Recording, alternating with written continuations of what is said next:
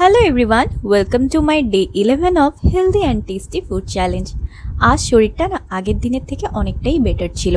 আর আগের দিন রাতে না সেভাবে কিছু খাওয়াও হয়নি বলে সকালে উঠে তো খুব খিদে পাচ্ছিল, তাই উঠেই আজ ওটস বানিয়ে নিয়েছিলাম।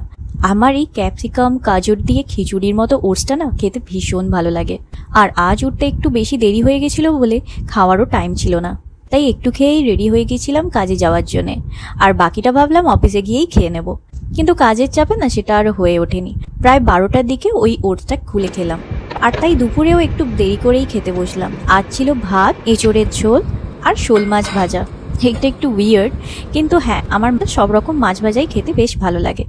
আর বিকেলে বাড়ি এসে অনেক দিন ধরেই না খুব রোল খেতে ইচ্ছে করছিল, তাই রুটি দিয়েই ভেতরে পনির আর ক্যাপসিকাম দিয়ে বানিয়ে নিয়েছিলাম এই রোলটা। খেতে কিন্তু দারুণ হয়েছিল। আর এটা খেয়ে তো সত্যি বলতে পেটে একদমই জায়গা ছিল না, তাই মাকে বলেছিলাম বাস ভাত ডাল এরকমই খাবো, কিন্তু মা তার সাথে পটল ভাজা, ডিম ভাজা আর সাথে একটু আলু ভাতেও করেছিল। আর ছিল কিছু কলা ভাজা।